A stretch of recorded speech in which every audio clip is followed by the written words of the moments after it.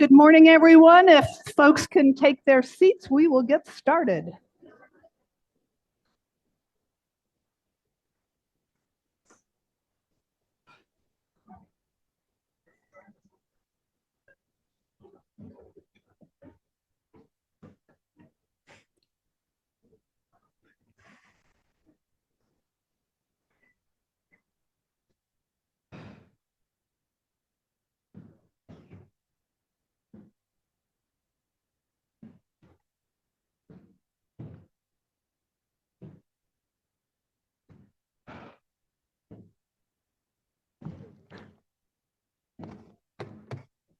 Okay, everyone. Welcome, welcome, as we have a final few folks taking their seats.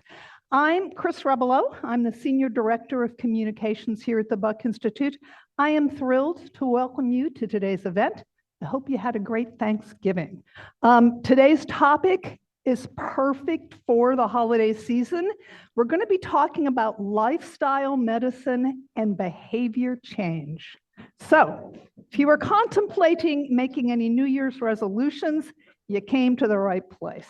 A couple of quick housekeeping notes. If you haven't put your phone on silent, please do so. And the fire marshal likes it when I point out the emergency exits at the back of the room. So, who is new to the Buck? Any first-timers here today? Great, welcome so very, very much.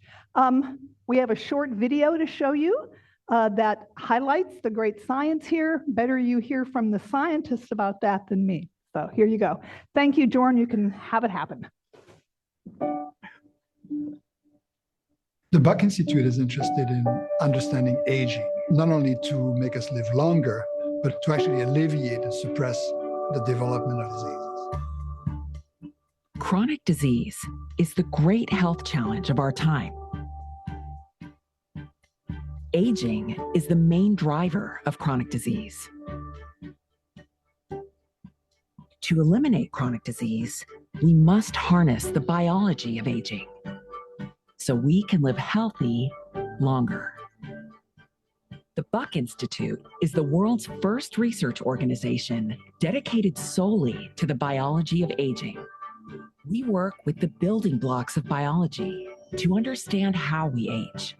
The Buck is concentrating on really trying to go to the root of the problem. So understanding that we can sort of intervene really early.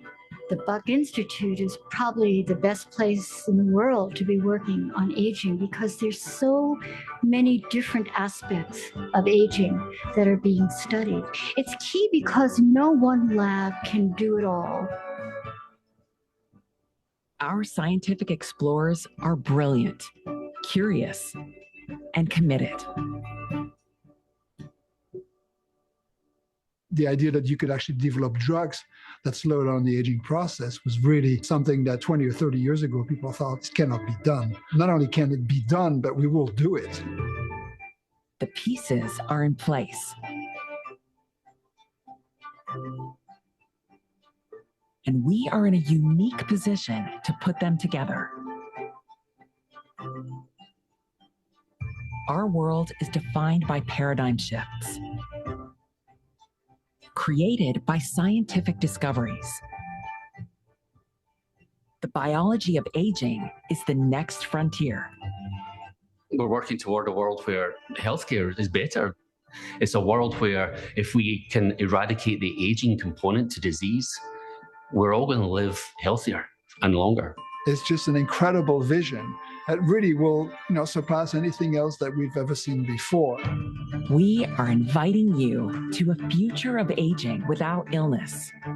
It's happening today, and it's happening here. Join us.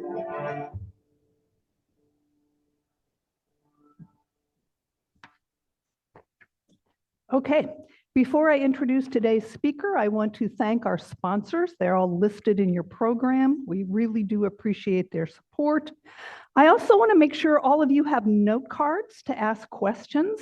So here's how it works. You write down your questions, you raise your hand, volunteers will come and pick them up and bring them to me. I also want to give a welcome shout out to folks who are joining us on Zoom. You too get to ask questions, just put them in the Q&A section on Zoom, and somebody will get those questions to me as well. So, and you can ask questions at any point during the event. Just raise your hand and somebody will come around and get your question. It is now my pleasure to introduce today's guest. She is Dr. Jennifer Lovejoy. She is a translational and behavioral scientist at Phenome Health. Phenome is a major partner here at the Buck. We are thrilled to have them join us under our roof from time to time. You can read about Jennifer's educational and professional background in the program.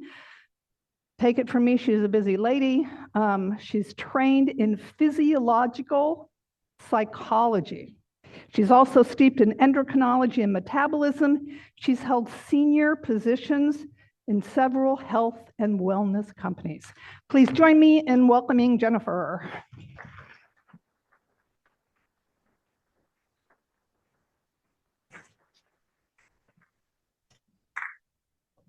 I always forget the thing. This seat? That's you. That's me. That's okay. you. Okay.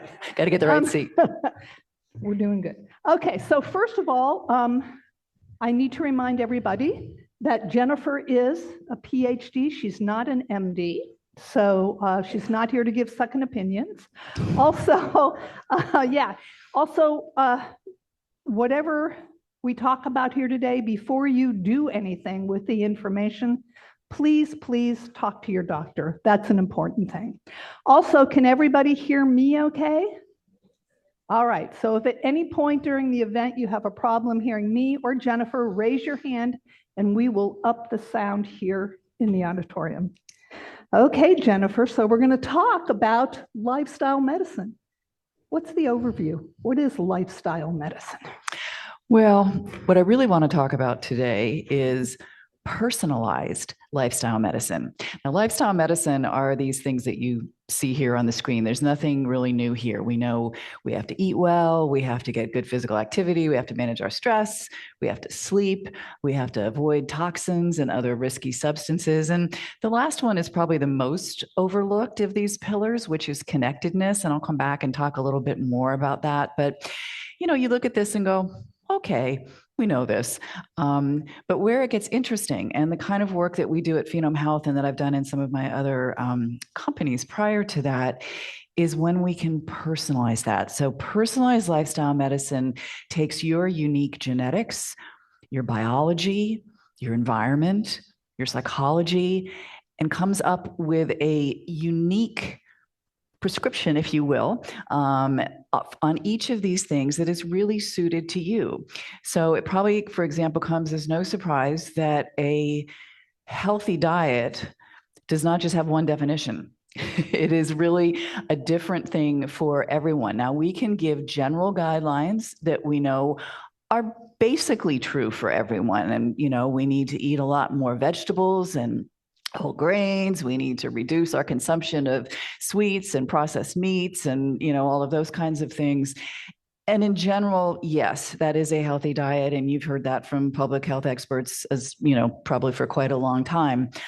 But what's interesting is when we start looking at individuals who come into, say, a program where we're able to look at all these things that think they are eating a healthy diet, what we find is maybe for them, they're not. Maybe they have a genetic mutation that does not allow them to effectively metabolize B vitamins, for example. So they're eating lots of leafy greens, but they're not getting enough leafy greens for their particular biology.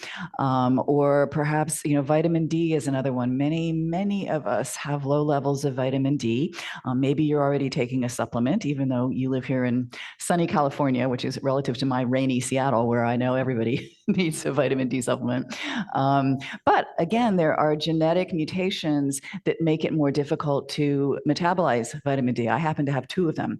And so I am not going to get enough vitamin D from sunshine or, you know, diet alone without having to take a supplement and really monitor that. So we have the tools now, both in terms of genomics as well as other kinds of measures that we can do in the body to better understand how we can tailor a healthy diet within the guidelines of this overall prescription, if you will. And we're going to have some information a little later about some basic tests that you might ask your doctor to get, or you might have to go out of your network to get them, but we'll go back to them, because I think part of the issue with personalized medicine is we're sort of at an inflection point, right? I mean, we know more, but getting it to the masses is a little slower, or a whole lot slower. Exactly. Right. And it is challenging, quite honestly, to find places, just to preempt maybe some questions that that are getting written down.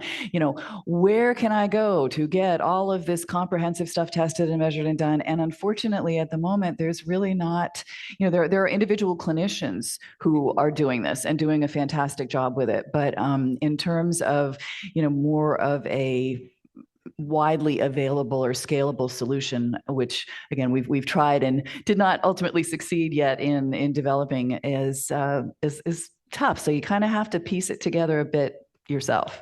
What about, I'm calling them fad diets. So we have the ketogenic diet, we have the, you know, that's high protein, we have, you know, lots of paleo diets.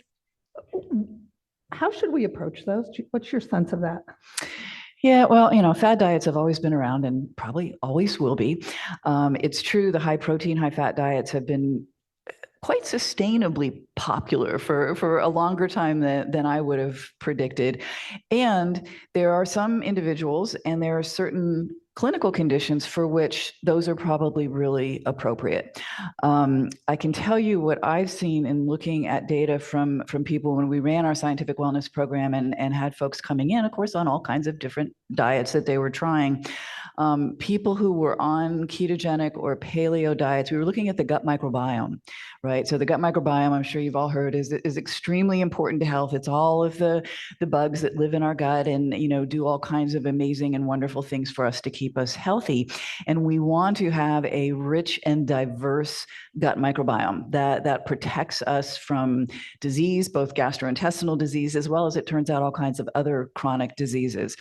When we don't eat much fiber, which is typically what happens on ketogenic and paleo diets, the microbes literally starve. And I have seen some of the most unhealthy gut microbiome samples in people who are following those diets. So it's a factor. Now, it is possible, although difficult, to create a ketogenic diet that has enough fiber in it to balance off some of the adverse effects, but it's a rough thing to do. But if one is really dedicated to that, I think there's a way to do it. So, you know, again, kind of bear in mind, we'll talk about the tests. The other thing that I saw a lot in people who were following paleo keto diets was not very good markers of heart health, and not just the conventional, you know, cholesterol and those things, but some of the other more sophisticated markers of heart health that we could do. So it puts a strain on the cardiovascular system. Maybe for someone who doesn't have a lot of genetic risk or other environmental risks around that, that's okay. The cardiovascular system can take it. For someone else where maybe that is part of the genetics, or there are other factors that are increasing cardiovascular risk, having that sort of a diet can actually just, you know, add fuel to the fire there. So it definitely has to be looked at carefully. I think the balanced, well, all around diet, the mind diet, which you know, we've talked about a little bit, and I don't know how many people have heard of mind diet. Yeah. Okay. So this is, it was originally developed for prevention of Alzheimer's and age-related cognitive decline, and it's been studied quite extensively for that. But interestingly, and it looks a lot like what's on the picture here.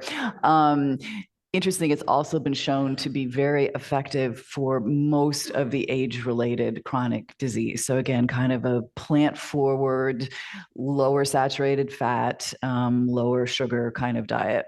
So I forgot to mention, there will be a follow-up email that will go out to all of you afterwards with links to resources on the topics that we discussed today. And there will be a link about the mind diet, if you want to, you know, kind of dig deeper. So we have one question. This is interesting. I don't know if the industry is at the point to answer it, but it's a good question. How much of the impact of diet on longevity is due to specific nutrients versus overall eating patterns and lifestyle? Do we know? That's a good question. That's a fantastic question. Do we know yet? I wouldn't say we know.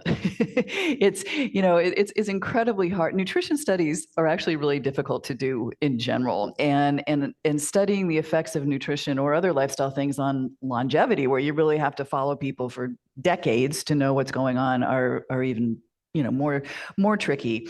But I do think it seems like it's the aggregation of different lifestyle factors or dietary patterns, not a specific nutrient. It's not, you can just eat all the blueberries you want and ignore everything else and it's going to take care of it. So that, again, I don't think we have a definitive answer, but I think that tends to be where the science is leaning. And again, a fantastic diet does not completely offset all of the other pillars of lifestyle medicine. It kind of all has to work together for longevity. So perfect segue to talk about physical activity. Yeah. So probably the two most talked about, right, are nutrition and physical activity, and they are incredibly important. And of course, our needs for physical activity increase really with aging, although typically for most people, our actual engagement in physical activity decreases with aging. So that's not really the best picture there. And so, the guidelines for older adults are similar. We want 150 at least minutes a week of cardiovascular, a couple times a week. Strength training is particularly important because we will lose muscle mass with aging, guaranteed, but we can offset a tremendous amount of that through specific strength training and muscle building exercises. And then flexibility and balance. Falls are one of the worst things that can happen when you're older. And so, working specifically on flexibility and balance, can you stand on one foot and for how long? Those are really important things to add that, are good to do when you're younger, but may not be quite as essential to do as when you're older and can work on those things. So, when we were prepping for this, you talked about Peter Attia and his book and how he has folks think about physical activity. Let's talk about that. Yeah, so I really like the recommendation in Peter Attia's book, because he said you need to specifically train for what it is that you want to do when you're older. So do you want to be able to carry a bag of groceries up 2 flights of stairs? Well, then you need to think about what it is and train as though you're training for an athletic event, but you're actually training for your life. Do you want to be able to get down on your knees and play with your kids, grandkids, whatever, and have your knees be functional, have your hips be functional, be able to get up from the floor?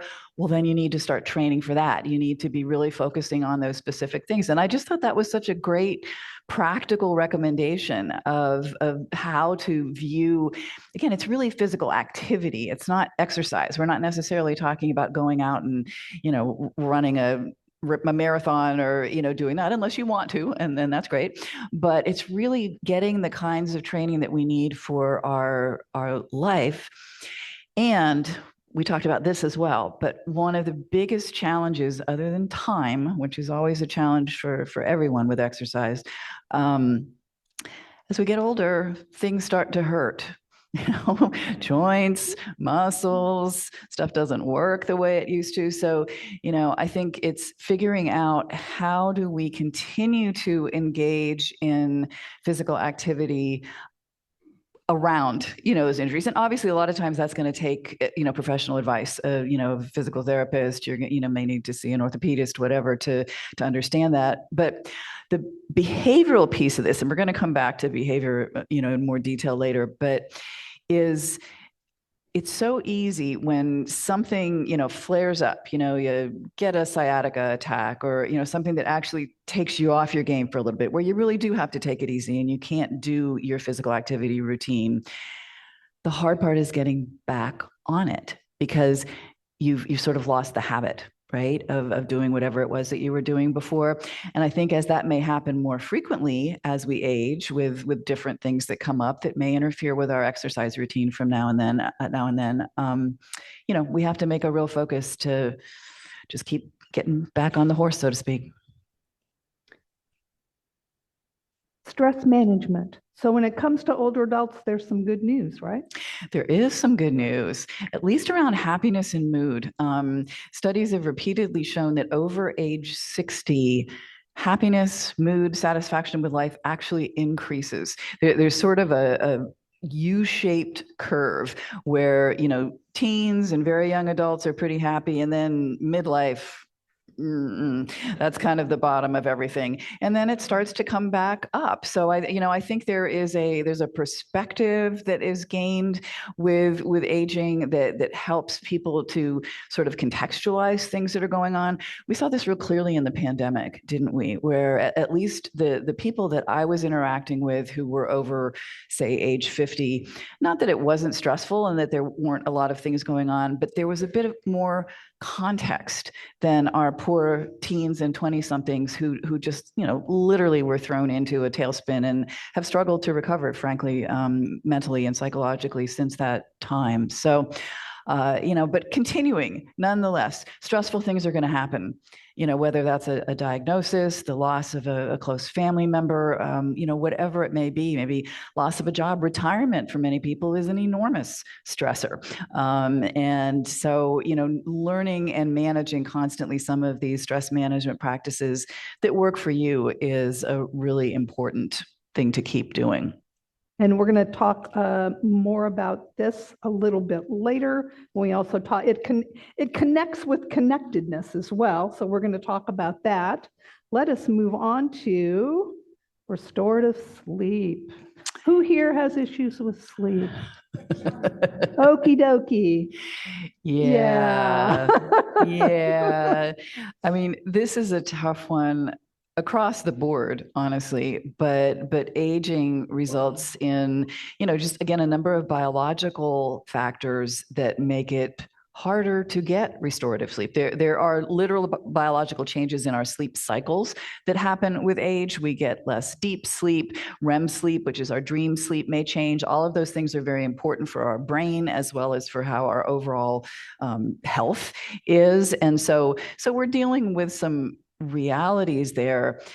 But then there's also the imposed, some of the environmental conditions that happen as well. Sleep apnea and snoring are a lot more common with age, and those can be very disruptive, whether it's us or our partner who is having that challenge.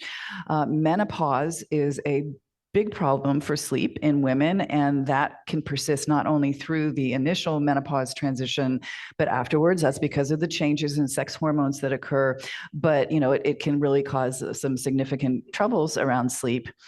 And then medications and other, having to get up and go to the bathroom multiple times during the night and then not being able to go back to sleep, which can be a medication side effect. In men, it can be related to prostate enlargement. And so, there are medical things that can be looked at. I think the bottom line is that if you are struggling with sleep, don't just ignore it. Talk to your doctor, talk to a sleep specialist, get someone who can actually help you figure out what's going on and then address the issues that are happening, because it is so foundational to everything that we do. And also, there was a study out last week that showed that sleep apnea is linked, it doesn't cause yet, but it's linked to Parkinson's disease. So if you snore, if there's any chance you have sleep apnea, get it checked out and get it taken care of, because it definitely matters. Okay. Risky substance avoidance. What do you got to say about that? So a lot of this is obvious, right? And so I think I'll maybe hit on maybe a couple of the less obvious things. So one, well, with alcohol, which is one of the obvious ones, but I'll still address our ability to metabolize and handle alcohol does decrease with age. And for individuals who are starting to experience even mild cognitive impairment, MCI, there's really good evidence that even any amount of alcohol is a problem. So it's not saying that you can't drink alcohol as you get older, but just being more mindful of limits and your own unique conditions on that one. Caffeine is another one, and we don't often, it's so, regular in our culture that we don't really think about it, but it also becomes more difficult for us to metabolize as we get older. Many of us, and again, I'm a poster child for this, have genetic mutations that mean any amount of caffeine that I have is potentially contributing to high blood pressure and cardiovascular risk. So, not a great thing, because I do love my cup of coffee. I mentioned I was from Seattle, right? But, thinking about caffeine, which is really one of our most common addictions. I think I was telling you this fun story about a psychologist who was giving a keynote address at a big medical meeting, and her topic was on addictions. And it happened that she was the first speaker in the morning, and she got to the meeting with all these clinicians, and the caterers had not delivered the coffee that morning, and people were freaking out. And so this psychologist got up there and said, "Well, I was going to talk to you about addiction, but I think the caterers have made my point." So, but, again, just sort of being mindful of intake. And, these are the things that we take in ourselves. There's also the stuff that we're surrounded by in our environment. And sometimes we have a lot less control over that, which is challenging. But being aware of that, being aware of exposures, there's some great devices out there now that you can get at home for air quality monitoring. I know you guys, as well as we in Washington, have wildfires more commonly now because of the temperature changes. And so those have a significant, even the smoke from wildfires increases cardiovascular risk, acute death, so monitoring what your air quality is at home or wherever you live can be just a really important step to understanding. Again, maybe you can't modify it. If if there's a wildfire, there's a wildfire, but at least you can take some steps to make sure that your other exposure to toxins is really reduced during that time when you might have a higher environmental exposure. So I was looking at my notes. There's one thing I forgot to ask you about sleep. So we talked about melatonin. So you have some opinions about melatonin in regards to sleep. Yeah, well, and I think, especially when we were talking about it, melatonin had been in the news. This was a few weeks ago in association with heart disease, right? And so I've read there's some criticisms about that study, and I think that's still kind of is there a link? Is there not a link in terms of heart disease? But what I have seen is that when people are taking melatonin for sleep, they are often taking way too much. And in fact, the doses of melatonin that are sold over the counter are way higher than what you need. So typically in functional and natural medicine, what is recommended is no more than 1 milligram of melatonin per evening. And, that what's sold is, 2 milligrams, 5 milligrams, 10 milligrams. That is really doing a number on your system. And it makes me wonder, even if it pans out that there is this heart disease relationship, because this was done on people who were just taking it on their own, it wasn't a controlled study. Is it maybe because the doses that they were taking were too high? So, again, something to experiment with. But if you're going to do that, do it at again, a 1 milligram dose or intermittently, just as needed, rather than a regular thing, because you're programming yourself. So since we got back to sleep, a question related to sleep: are naps a good thing? Oh, the nap question. So there is actually some real scientific controversy about naps. And I think the answer will depend who you ask. Since you asked me, I will say that my read of it is that yes, naps are generally a good thing, provided that they are not too long. So maybe 30-ish minutes, and that they don't interfere with you falling asleep later. So, if you're finding that you struggle to fall asleep at night, but you've taken a good nap during the day, well, it maybe experiment with not taking the nap and see if that helps your nighttime sleep. But otherwise, if you're able to take a nap and then still sleep well during the night, there's quite a lot of evidence that shows that there is benefit to that, although also evidence showing the opposite. So the jury's out. Yes. Okay. So now we're going to talk about connectedness. Yeah. So again, kind of the often more overlooked one, but I think especially as we age, although I wouldn't restrict it to that, connectedness is incredibly important. We know, for example, social connectedness is very powerful in the prevention of Alzheimer's disease and cognitive decline.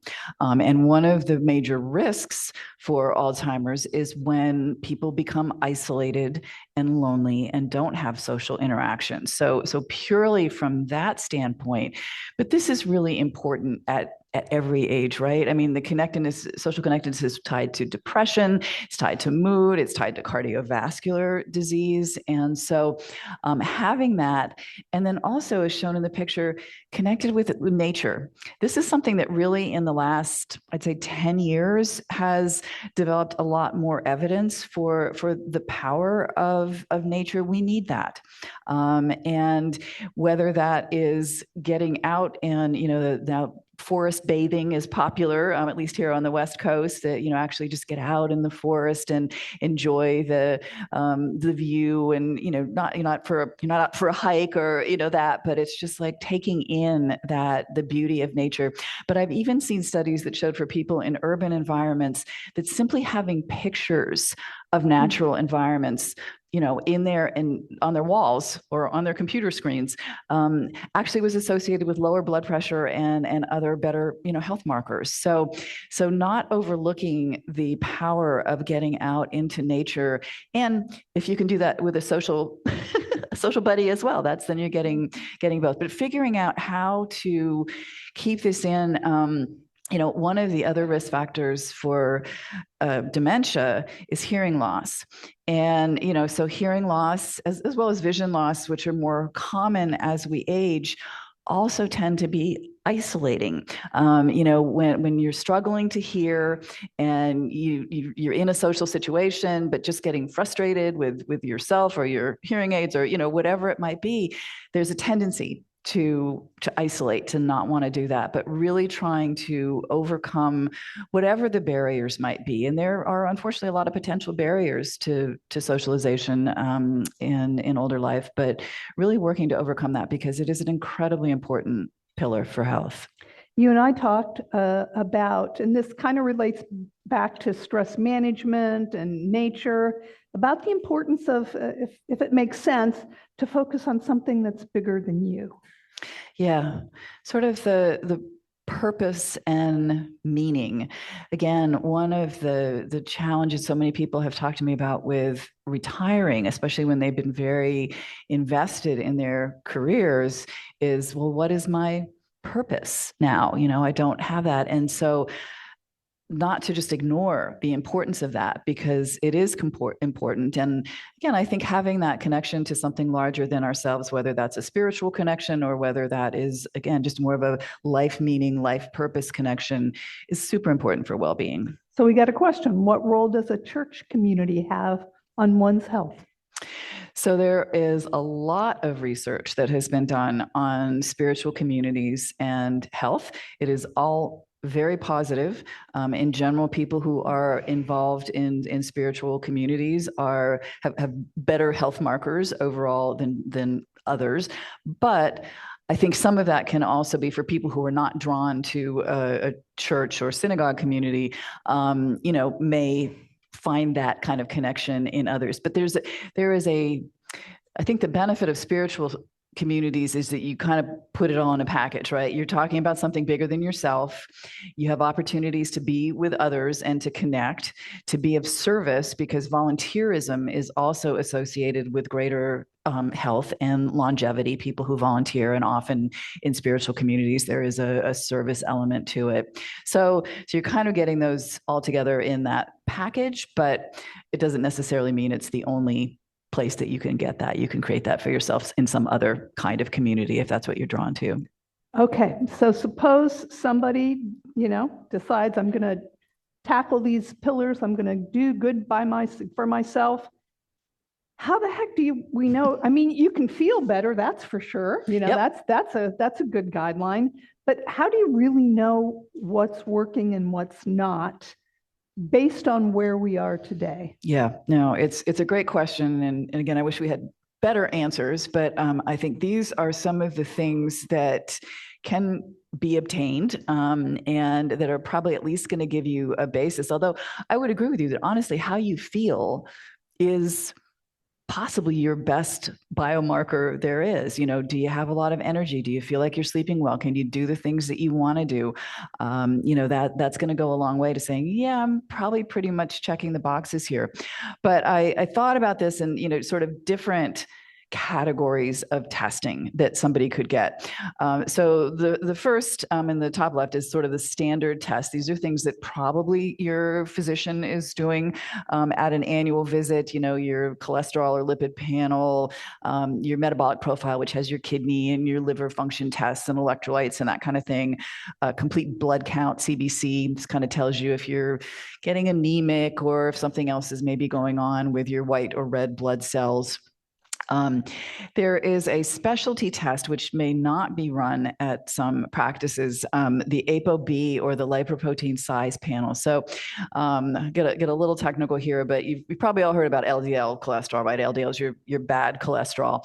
Well, the reason that LDL is bad relative to HDL is that it is smaller and denser than HDL. And it turns out that it's those small, dense particles that tend to stick to the artery walls and cause atherosclerosis that leads to the problem.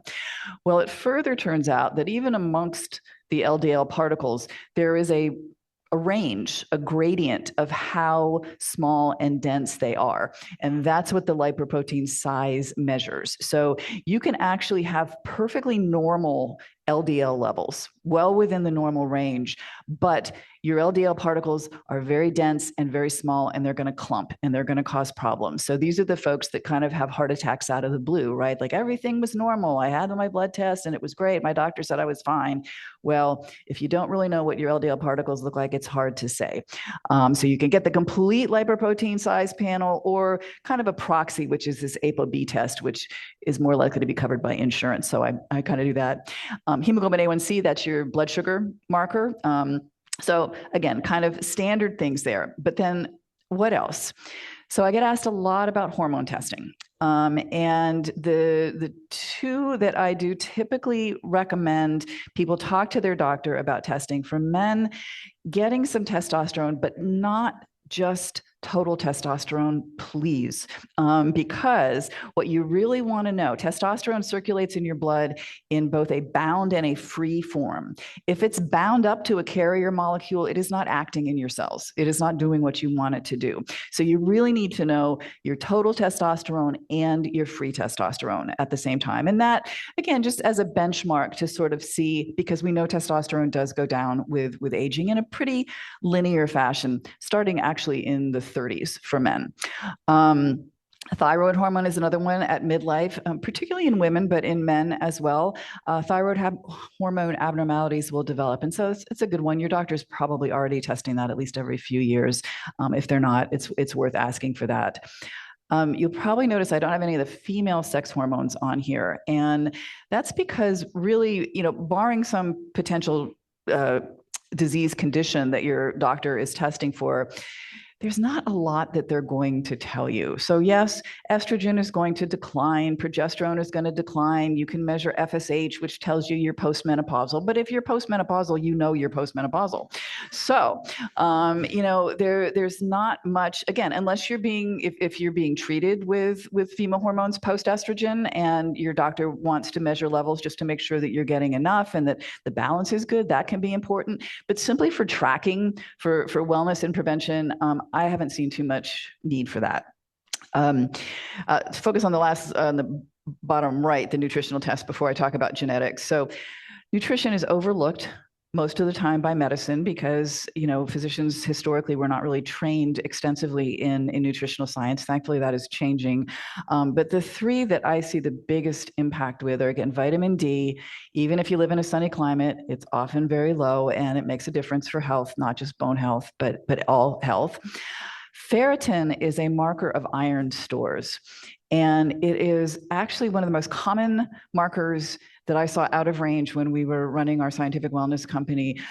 Either low because anemia is developing, or low iron, which saps your energy, it messes with your sleep, it has other things. And this will show, the ferritin level will show it before your hematocrit and hemoglobin, which is what typically gets tested in your doctor's office. Or it can be high. And if it's high, there's really two common reasons. One, there's something inflammatory going on that could be serious, and you want to get it checked out because it can be, in addition to an iron marker, an inflammation marker. But the other thing is there's a genetic disease, which is the most common genetic condition in Caucasians, called hemochromatosis, which is an iron overload disease. It is normally not detected because it's not tested for until somebody develops organ failure, suggestive of iron overload disease. So really simple thing to test for. Again, it's not extremely common, but it, probably 10, 15% of the population. And you want to know if you have it, because if you do, all you have to do is donate blood regularly, get your iron levels down, and it takes care of it. So it's very simple to prevent the problems of hemochromatosis once you detect it, but you won't know unless you either have a genetic test or test your ferritin levels, or both. And the two genetic tests I mentioned, so pharmacogenomics, that is drug gene interactions. So most people over 65 are on at least one, if not multiple medications. And those medications are metabolized usually by your liver and regulated by genes that you may have different versions of, and be more or less able to metabolize those medications, more or less likely to develop side effects from those medications. And so a pharmacogenetic test will tell you, is this a medication that I do well with? And if not, again, never stop a medication without talking to your doctor, but go speak to your doctor about whether there might be some alternative, or, just to get their take on it. So that's important. And then I mentioned when we were talking about diet that it really is hard to have a one-size-fits-all healthy diet. So there are several different nutrigenomic or nutritional genomic companies out there that are fairly credible. You can, do a direct-to-consumer kind of order to figure out what is going on with your nutritional genetics, and take the recommendations with a bit of a grain of salt, but it'll give you some ideas of what to do. A couple things. First of all, what about omega-3? Oh, sorry, I didn't mention omega. Yes. So again, like vitamin D, I would say at least 50% of the people in our program were relatively deficient in omega-3s. And that ratio of omega-3 to omega-6 is important because sort of the omega-3s are your anti-inflammatory, your heart healthy, your brain healthy ones. And if they drop and your omega-6s, which are your, what you get from salad oils and that kind of thing, raise, it does create a health risk there. So again, we found that many people were not getting enough omega-3s. It's depending on who you are and your biology, your genetics, it may be too hard to get them from eating fish, which is where, you get your omega-3s mainly from salmon, tuna, anchovies, those kinds of fatty fish. I will say a word about walnuts, because I get this question all the time about, what about plant-based or flaxseed, plant-based omega-3s? They are fantastic in and of themselves, but what the body really needs is the longer carbon chain omega-3s, which come from fatty fish. And a majority of people are not able to convert the shorter chain plant ones to the longer chain animal ones. Some people can, but again, you don't know if you're that person or not. And so it's better to just take the preformed long chain omega-3s, the fish oil, basically. And if you're vegetarian or vegan, you can take the algae oil, and which is what the fish eat, so that they have all those omega-3s. So you can do it that way as well. But you want the EPA and DHA. Those are the two things that you really, really want to get enough of. And you most likely will have to get some of that from a supplement. So I want to get on to the stuff about behavior change, but I have gotten a number of questions about how do I get my genetics tested? How do I get this stuff tested? So based on what's available now, what's your advice? What do you think? And I know I'm not giving you much time to answer this, like what's coming? And people are going, well, does insurance cover this stuff? Is insurance ever going to cover this stuff? What's the field look like, the playing field for this stuff right now? Yeah, I mean, it is definitely still kind of the Wild West. There are, as I said, I mean, and part of the reason I put pharmacogenomics and nutritional genomics on the list is because there are at least credible companies out there that are doing this where you can get testing done. And, you can certainly talk to a functional medicine physician or someone who does this sort of thing, but you can also just Google it and see, and search for some of the ones that are more credible. It's very difficult to get medical genomics done, even when you have a reason, and insurance will not pay for it. So it is, I don't know when that's going to change. Even when a clinician recommends that you get, say, like your cancer genetic testing done, in many cases, insurance will not reimburse for that. So, you either have to be prepared to pay out of pocket, which may be worth it. I mean, probably be worth it to me if I thought I might have some cancer genetics and wanted to know about that. But yeah, it's certainly challenging for our goal at Phenome Health of democratizing personalized medicine, because, how can you democratize it if you have to pay lots of money out of pocket? And same with these pharmacogenetic and nutritional genetic tests, they are not reimbursed by insurance. They are pay out of pocket. Okay, so now we're going to go where the rubber hits the road. So most people know what to do to be healthier, but we don't do it. How come? So we can blame our brains. I mean, this is the reality, right? Like, we all know this. We've heard it a million times, and we, none of us do these things, or at least do them consistently. And so, we'll talk a little bit about habit change, but one of the things that people are often surprised by is the idea that when we engage in a behavior, it literally changes the anatomy of our brain. Right? So it is changing, it is creating pathways, it is creating linkages. And so if we've engaged in a behavior for a long time, say a morning cup of coffee or an afternoon cocktail, that is a really strong pathway in our brain. It's like a superhighway in our brain. And now we're going to try to do something new. So say this is, kind of what's been called the habit loop. And you can read a lot about this. I think I sent there's a link that we can send out if you want to learn more about this. But where there's going to be some kind of a trigger. And maybe that's you wake up in the morning and you're feeling sluggish and you're like, oh my gosh, I need my cup of coffee, like those physicians at the medical meeting, right? So that's the trigger. You have your behavior that is make your coffee, drink your coffee, and then you feel better. That's the reward. So all habits have these three elements. So if you want to change a habit, you have to look at changing either the trigger or the reward, or sometimes you can substitute a behavior. So maybe if you want to substitute some herbal tea, say, for the coffee, well, you still have the same trigger. You get up, you make the tea, you have the tea, but what's your reward? Maybe you're not going to feel so perky after that cup of herbal tea. So you have to come up with some different reward that is still going to be satisfying, because if we don't have a reward for our behavior, it's just the way our brains are wired, we're not going to continue to engage in it. I find this a lot with exercise for people that they, if they're not, and I know a lot of people are exercise lovers, and maybe many of you in this room, but I, in my career, have worked with a lot of exercise haters. And so, really trying to understand, why do this? And so, yeah, starting with the core motivations. Why do you want to do it?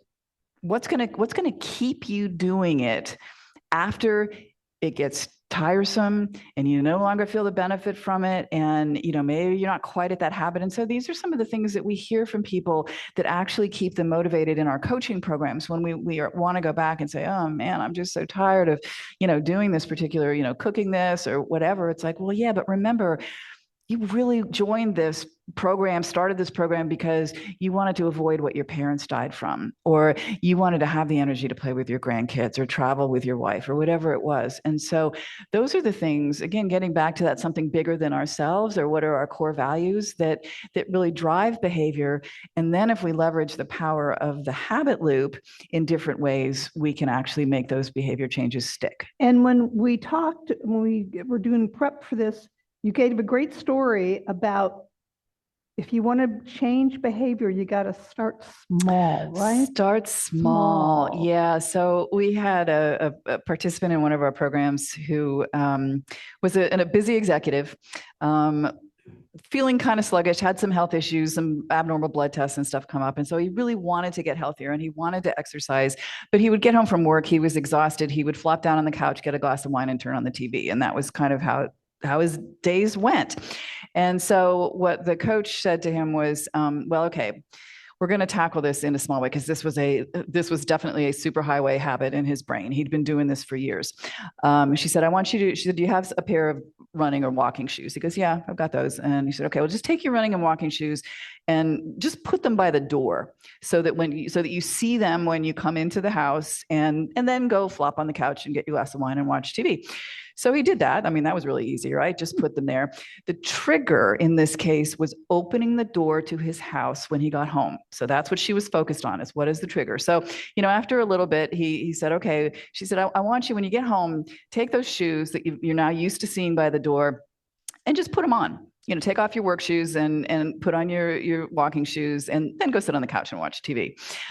So he did that for a few days. And then he emailed her and he said, okay, I feel stupid. She's like, that's great. So now how about, you're putting on your shoes every day. And before you sit down on the couch, just take a walk around the block. He's like, all right, I can do that. And so he built that habit and eventually got to the point with these tiny steps where he was, he would get home, the trigger again, same trigger, but he had changed the behavior because of that extra cue of the running shoes, where he was doing a 30-minute walk every day when he got home. And so he met his goals. It was easy. He built the new habit and, it just is, but sometimes, it's having those easy kind of things that we can do to gradually work up to. And there will be a link in that follow-up email that really gets into this deeper. The other case you told me about was the woman who ate the fast food on the way home from work. Oh yeah, a woman who was working on weight loss and really struggling because she had a penchant for enjoying fast food. And what we realized was that her route home from work took her right by a fast food restaurant. And so the trigger when she saw that to just pull in and go through the drive-through to pick up dinner was very strong. So she simply changed the way she went home so that she didn't drive by the fast food restaurant. And that was enough that she was able to, keep her control and her focus on what she wanted to do. Okay. Happy holidays. So we are faced with the holidays. How do we maintain healthy habits? How do we not totally fall off the rails during the holidays? Yeah. So when Chris said she wanted to talk about this, I said, I have no magic answers for this one. At least I have no personalized answers, but I think, the key is, again, to just think about what you can still fit in. Again, advice you've probably heard before: don't go to a party hungry. Alternate alcoholic and non-alcoholic beverages if you're out at an event so that you're not, taking in as much alcohol. Focus on the connectedness here can really work in our favor, that pillar, right? Because so much of the holidays is about connectedness and family and friends and enjoying time with people. And so, kind of shifting your mindset to make that focus more about those aspects of the holidays rather than the food and the sweets and the sugar. But equally as important, and I have preached for many years in programs about guilt. Guilt is not a helpful emotion. And so, give yourself some self-compassion around this. The holidays are hard. There are going to be temptations. Mindful eating is one of a huge strategy that I use, where if I'm eating something really good, I just make sure that I'm really enjoying a few bites of it, and then maybe I don't have to eat the whole thing. I think I also told you this story about a dietitian that I used to work with, who was a weight loss dietitian. And she said what she used to tell people is, ask yourself, is whatever food you're about to eat, is it a party in the mouth? If it's not a party in the mouth, it is not worth the calories to eat it. And so, because often we just go on that mindless, it's just, it's in front of me, or there's a buffet, I'm going to take everything. Well, instead look at the buffet and say, okay, what what do I really love here? Maybe I don't need to have the stuffing because I really love mashed potatoes and I want that instead. So I've used that party in the mouth idea a lot, and I find it to be a helpful one. That's great. I have to do this question because it's from Zoom. Greetings from Bermuda. So there's somebody watching from Bermuda. Pretty cool, huh? So this gets back to behavioral change. Can it be applied to the eradication of dehydration in older adults? And I know that there's an app that people can use for dehydration, but what do you have to say to that? And greetings to the Bermuda folks. Yeah, so actually it turns out that drinking more water or hydration is one of the easier habits to change. It is a very simple habit, right? Compared to things like changing your diet or physical activity or some of these other things. And so the apps, it is essentially just setting a reminder. Your cue has to become something that beeps on your phone, an alarm on your computer, whatever it is that says, because otherwise we won't drink enough because we won't feel thirsty. I think when we're younger, often our cue to hydrate is we feel thirsty. That cue goes away. So we need to create an external cue, but it's really easy to do. And then the barriers to hydrating are very low. Now I have to have some water. Yeah, I know. Also, one of the faculty here once told me about an app that her grandmother was using that had a plant. And so as you drank water during the day, the plant would grow and get green. And if you weren't drinking enough water, that's an app that makes sense. So that's great. Mm-hmm. Okay, so thank you, Jennifer, for being here today. We are almost at an end. So, now I'm going backwards. Hold on. Jeez Louise. Technology, there we go. All right, we've got the questions. Okay, so here's what's going to happen next. You're going to get the email with the link to today's video and all the background. I am going to be back on January 7th. I am going to be talking to Milena Hansen, who is the Buck's Chief Scientific Officer. We're going to take a deep dive into something called autophagy, which is very important in the biology of aging. Autophagy refers to our internal mechanisms that clean up the garbage of everyday life in our cells. It goes south with aging, but the good news is there are things you can do to boost it. So we're going to be talking about that next month on January 7th. We have clinical trials happening here at the Buck. I think most of you know about them. How many folks here in the audience are taking part or have taken part in clinical trials?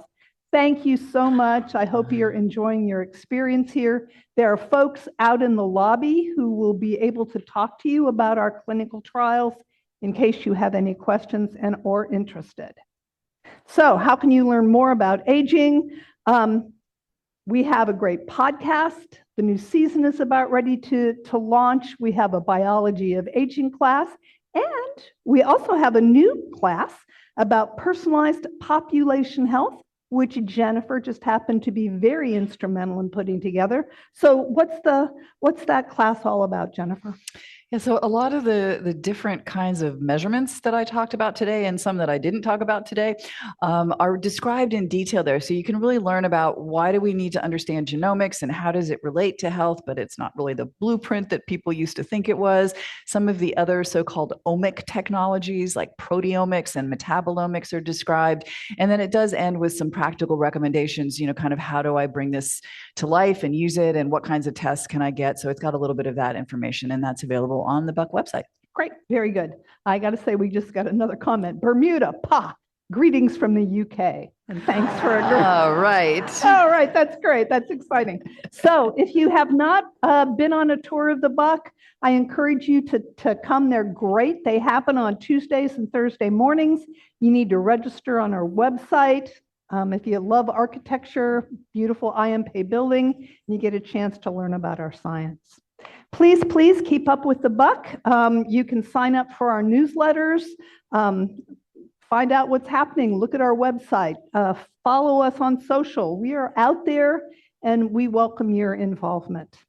I would be remiss if I did not make a fundraising pitch. It is that time of the year. It's end of year. I know a lot of folks consider their charitable giving then.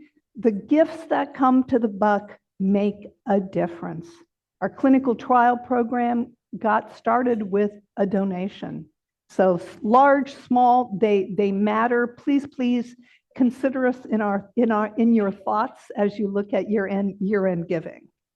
And that is it. Thank you so much for being here. I will be back on January 6th. Happy holidays. Be safe, be healthy. May it be magical. Thanks for being here.